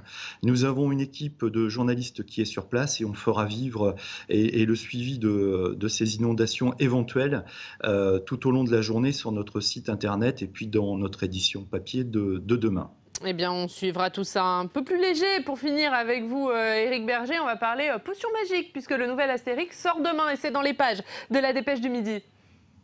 Voilà, dans une actualité qui est parfois lourde et pas toujours très, très joyeuse, nous avons une longue interview de Jean-Yves Ferry, qui est le scénariste d'Astérix et qui se trouve être ariégeois. Et donc, il nous parle de la sortie du 38e album d'Astérix. Il en est le scénariste depuis 4 albums. Cette nouvelle bande dessinée sortira demain. Ça s'appelle La fille de Vercingétorix et l'héroïne se nomme Adrénaline et si j'ai bien compris l'interview, elle aurait un petit air de Greta Thunberg. C'est à découvrir demain. Le nouvel Astérix, c'est à lire demain, mais c'est à lire dès aujourd'hui dans les pages de la Dépêche du Midi. Merci beaucoup, Éric Berger, d'avoir été avec nous. Sauf si vous voulez réagir sur Astérix, on va enchaîner sur le prochain thème, messieurs. Un thème, on va parler de Rouen, bien sûr, de l'incendie de l'usine Lubrizol. Le PDG a été auditionné hier au Sénat. Il s'est beaucoup excusé. Il a répondu aux questions des sénateurs, mais n'a pas forcément apporté toutes les réponses attendues. On va écouter un extrait de son audition. Ça concerne les fumées émanant de son usine. Et pour lui, eh bien, elles ne sont pas dangereuses. On écoute. 90% des matières sont de carbone hydrogène.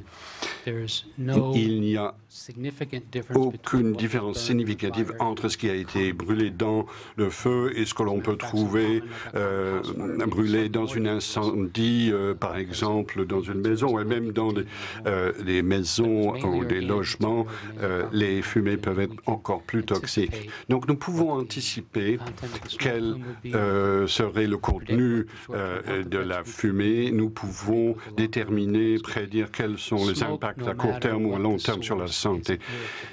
De toute façon, la fumée est irritante et nous sommes vraiment désolés et nous excusons de l'impact, mais il n'y a aucun autre impact sur la santé autre que l'irritation causée par les fumées.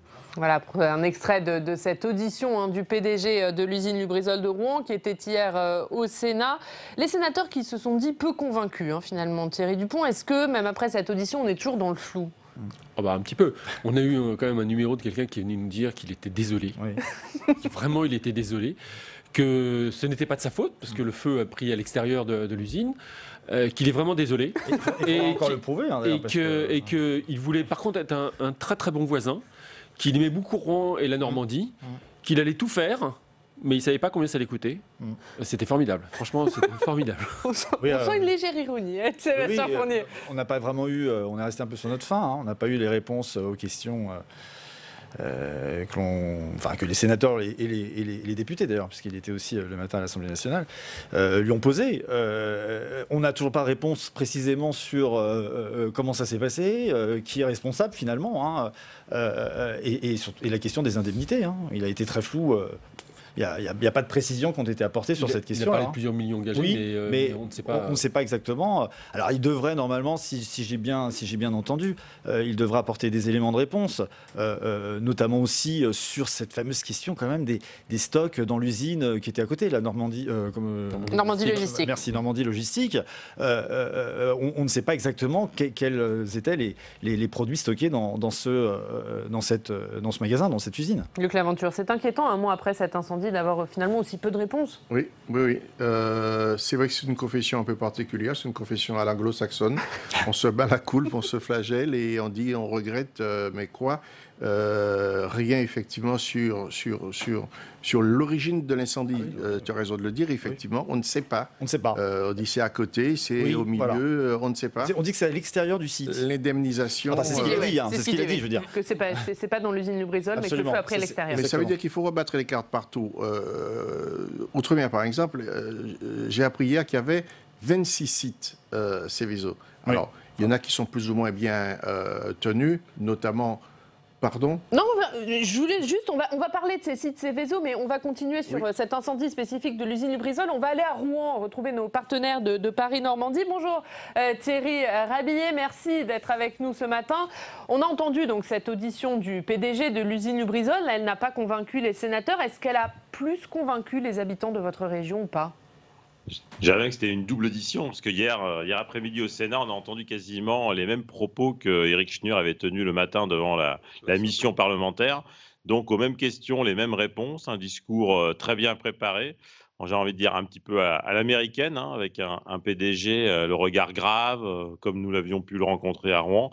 Donc le visage toujours assez fermé, manifeste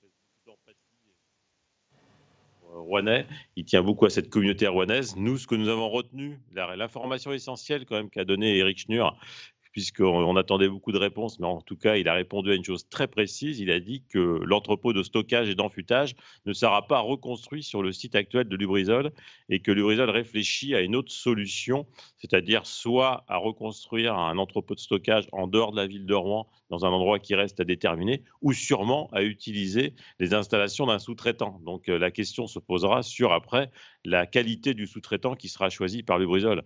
Car si on lit entre les lignes l'audition d'Éric Schnur... Comment cette information a été prise sur place ?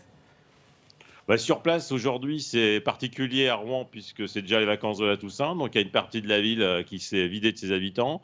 En face de Lubrizol, à 400 mètres, à vol d'oiseau, vous avez la foire Saint-Romain, la deuxième foire française après la foire du Trône qui a démarré vendredi dernier.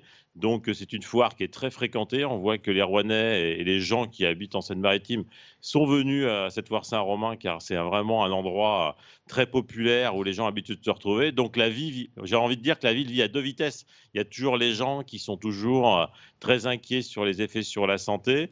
Et vous avez aussi des gens qui continuent de vivre normalement. Donc c'est une ville qui vit à deux vitesses aujourd'hui, un mois après l'incendie. Alors, le PDG de l'usine Lubrizol s'est voulu rassurant sur les effets pour la santé. Il dit que les émanations de fumée n'ont pas été dangereuses. Ce n'est pas, pour vous, ce n'est pas crédible, ce n'est pas vrai, ce n'est pas bien perçu ? Comme les sénateurs comme les parlementaires ont demandé à Éric Schnur de répondre par écrit, puisque Christophe Bouillon, qui préside la commission parlementaire, la mission d'information, lui a dit « je vais vous écrire ». Hervé Moret, le sénateur centriste qui préside la commission d'enquête, lui a dit « je vais vous écrire et vous avez 15 jours pour me répondre par écrit ». Car effectivement, on a été sur du déclaratif, mais sans aucune source scientifique qui tiendrait à prouver qu'effectivement que toutes ces fumées qui se sont dissipées dans l'atmosphère ne sont pas dangereuses pour la santé à court terme. Mais moi, ce que je retiens surtout, c'est que Éric Schnur ne parle surtout d'une reprise de l'activité de Lubrizol à Rouen, car il ne fait aucun doute de son esprit que l'usine va reprendre sa production dans les semaines ou dans les mois à venir, en tout cas dans un délai plutôt assez court. C'est ça la question aujourd'hui qui va se poser au préfet de Seine-Maritime. Comment pourra-t-il empêcher encore très longtemps l'usine Lubrizol de redémarrer? Car techniquement, lorsque la dépollution du site sera effectuée, l'outil n'ayant pas été touché, il ne pourra pas interdire légalement Lubrizol de reprendre son activité. Un mot sur la question des indemnisations, puisque c'est un des cœurs du sujet, notamment l'indemnisation des agriculteurs. Est-ce qu'ils ont été indemnisés, ces agriculteurs ? Il y a des fonds qui ont été débloqués. Par exemple, la région Normandie a ouvert une ligne de crédit de 5 millions d'euros très vite afin de pouvoir faire de la trésorerie. Il y a un fonds qui existe aussi dans l'Union de l'agriculture, un petit peu comme pour les entreprises, où on connaît les AGS. Lorsqu'il y a des défaillances d'entreprises, les AGS prennent en charge les salaires des salariés qui sont touchés par une liquidation judiciaire, par une mise en redressement judiciaire dans l'entreprise. Donc un fonds similaire existe dans le milieu de l'agriculture. Donc là aussi, les agriculteurs ont été indemnisés. Et aujourd'hui, la question se pose de combien va abonder Lubrizol ce fonds, car il y aura forcément un préjudice. Il reste encore à chiffrer, car tout ce qui est, par exemple, production agricole comme l'ensilage ou les maraîchers, il va falloir faire des estimations de ces pertes. Donc effectivement, des sommes ont circulé dans les 10 jours suivant l'incendie, entre 40 et 50 millions d'euros. Mais je crois qu'aujourd'hui, la question de la somme n'est pas capitale, car on sait très bien que Lubrizol a les moyens de toute façon d'indemniser. Le centre de Rouen fait un chiffre d'affaires d'1,3 milliard d'euros, donc avec un excédent d'exploitation de plusieurs dizaines de millions d'euros. Donc il n'y a aucune incertitude quant au fait que Lubrizol payera. Après, la question, c'est au service de l'État de répondre et de dire à combien se chiffre aujourd'hui le préjudice. Merci beaucoup Thierry Rabillet. On va voir la une de Paris-Normandie qui n'est pas consacrée à Lubrizol mais qui est consacrée à l'incendie du Cuba Libre. Les gérants condamnés, une douleur indélébile. C'est la une de votre journal aujourd'hui. Merci Thierry Rabillet d'avoir été avec nous. Une réaction rapide, Thierry Dupont. Non, mais il a donné le chiffre. C'était vrai, le ministre de l'Agriculture, Didier Guillaume, qui avait parlé de 40 à 50 millions d'euros pour les agriculteurs. Voilà, donc, et effectivement, sur les indemnisations, il y a tout le secteur touristique qui a été touché. Ça va être compliqué d'indemniser. Et Luc Laventure, je vous laisse finir votre phrase, parce que je vous ai coupé sur la gestion de ces sites Céveso et notamment en Outre-mer. Ah oui, il faut faire très attention. Ce sont des écosystèmes extrêmement fragiles et puis contraints, puisque ce sont des îles. Sauf en Guyane, je me suis aperçu qu'il y avait quand même 27 sites Céveso Outre-mer, dont 16 en Guyane, cela se comprend avec le centre spatial guyanais, 5 en Martinique, 5 également en Guadeloupe, avec notamment des raffineries de pétrole. Mais il faut regarder cela, parce que quelquefois on trouve que c'est dans un état de délabrement quelquefois inquiétant. Allez, autre sujet, c'est la visite d'Emmanuel Macron à Mayotte. Il a tenu un discours de fermeté, le président de la République, sur la lutte, notamment contre l'immigration clandestine. On va écouter un extrait de son discours. Cette mobilisation de tous les services de l'État, inédite, permet d'ores et déjà d'obtenir des résultats. Les reconduites à la frontière augmentent en effet fortement. Elles sont aujourd'hui quasiment de 24 000 à date depuis le début de l'année. Là où l'année dernière, elles étaient d'à peine 9 800. Les interpellations en mer ont augmenté de 50% depuis le début de l'année pour atteindre le niveau inégalé de 550 personnes interpellées en septembre 2019. Vous le voyez, à eux seuls, ces chiffres montrent qu'il ne s'agit plus de paroles, mais bien d'une action efficace désormais de l'État et de la puissance publique, dont l'objectif est non seulement d'endiguer les flux, mais de décourager les passeurs et ceux qui utilisent leurs services. Il était attendu, Emmanuel Macron, sur cette lutte contre l'immigration clandestine, et il a été très ferme, Thierry Dupont.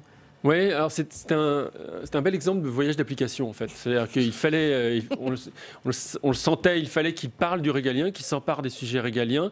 L'immigration est revenue sur le devant de la scène politique récemment, donc il fallait le mettre en scène. Donc il est allé à Mayotte où le problème se pose particulièrement, puisqu'il y a près de la moitié de la population qui est en situation irrégulière à Mayotte.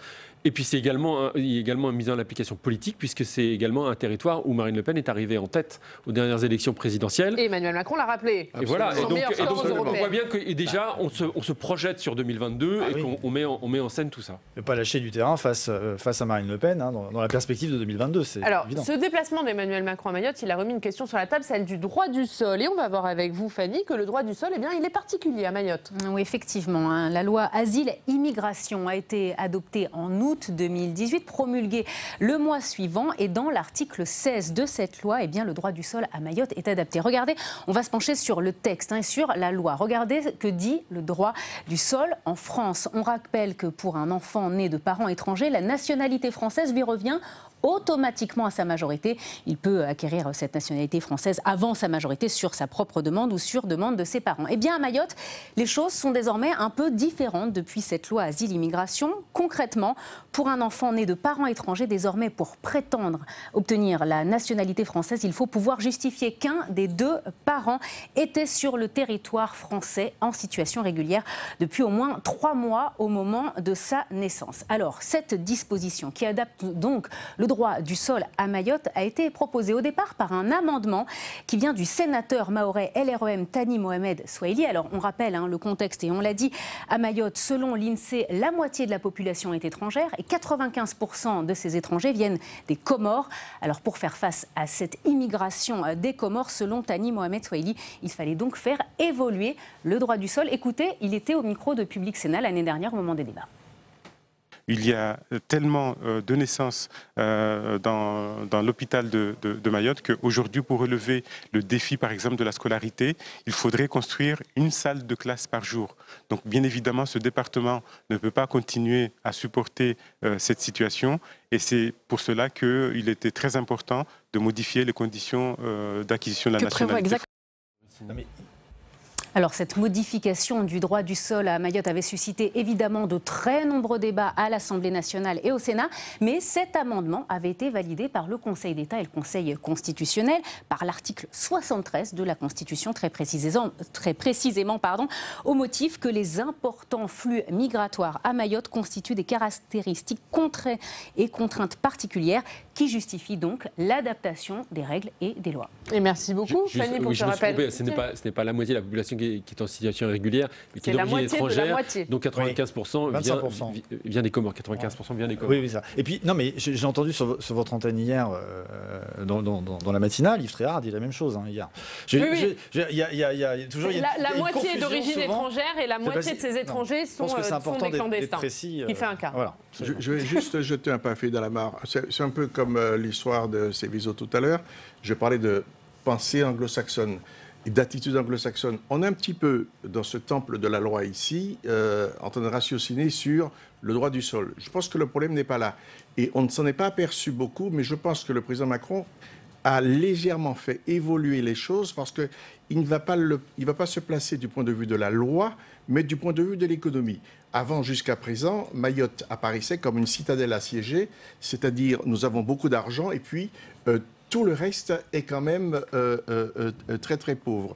Et on va s'apercevoir de plus en plus qu'il y a quelqu'un à La Réunion qui est très intéressant, qui est l'ancien président, l'ancien secrétaire général de la commission de l'océan Indien, Wilfried Bertide, qui dit la chose suivante: il faut faire les choses de façon globale, comme Madère l'a fait avec le Maroc, faire en sorte qu'il y ait une coopération beaucoup plus forte avec les Comores, parce qu'effectivement, on s'aperçoit qu'il y a des richesses qu'on peut exploiter en commun. Un mot rapidement, Luc Laventure, il nous reste 30 secondes. Emmanuel Macron va maintenant se rendre dans l'île de la Réunion. Est-ce que ça, c'est un déplacement au risque ?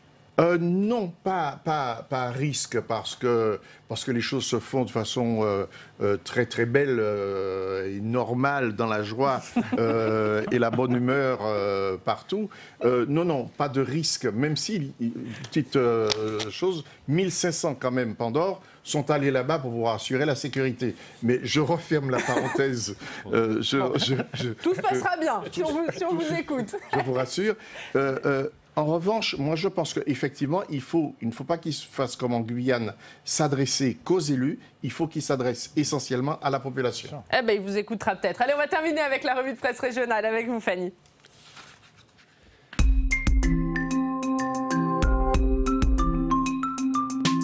Et Fanny, on commence par Centre Presse. Oui, effectivement, à la une de la presse régionale, évidemment, la manifestation, on en parle depuis tout à l'heure, la manifestation des agriculteurs un peu partout en France. Vous allez voir cette une, CETA, agribashing, la PAC, les agriculteurs haussent le ton. Et les agriculteurs, vous allez voir cette photo en une, n'importons pas l'alimentation que nous ne voulons pas. Référence aux accords du CETA, du Mercosur, ces accords avec le Canada, avec certains pays d'Amérique du Sud. Et donc cette inquiétude des agriculteurs face à cette concurrence. À la une des dernières nouvelles d'Alsace. Là aussi, les agriculteurs, vous allez le voir avec ce titre, quelle agriculture voulons-nous? C'est la question que posent les agriculteurs à Emmanuel Macron. Hier, ils étaient dans les rues et face aux préfectures pour interpeller le chef de l'État. Quelle agriculture voulons-nous? Comment pouvons-nous vivre de notre métier? C'est la question que posaient hier les agriculteurs. Et dans l'écho de Haute-Vienne, Fanny?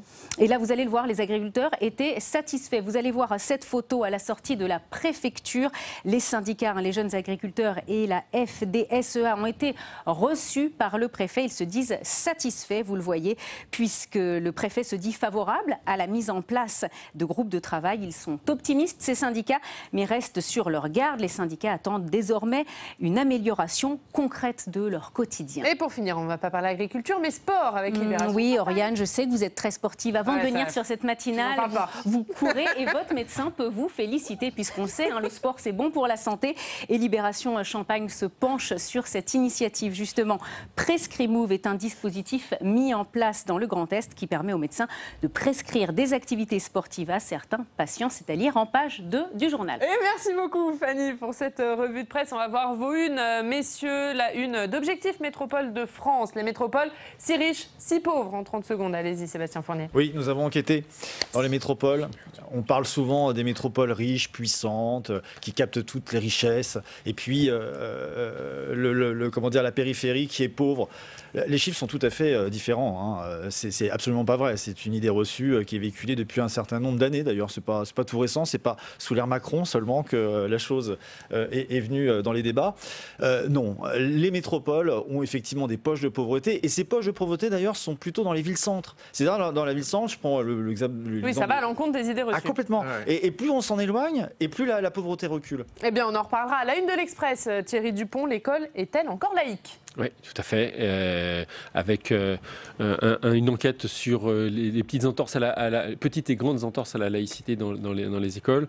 Et puis également un retour sur la folle semaine du ministre de l'Éducation, Jean-Michel Blanquer. Et dans la partie politique, un article sur Louis Alliot, la revanche de l'ex.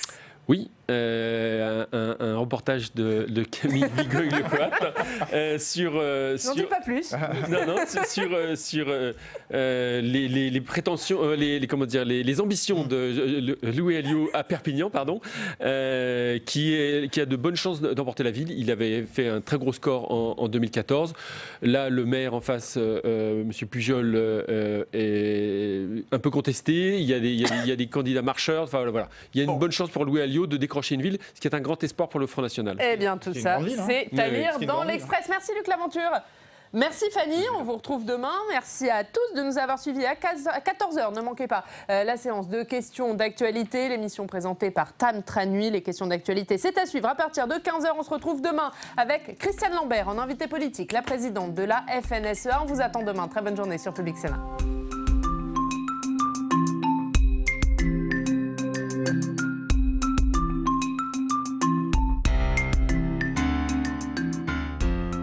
Public Sénat, avec le soutien de la Mutuelle Nationale Territoriale, la Mutuelle des agents des services publics locaux et en partenariat avec la presse quotidienne régionale et les télévisions locales, vous a présenté le Club des territoires.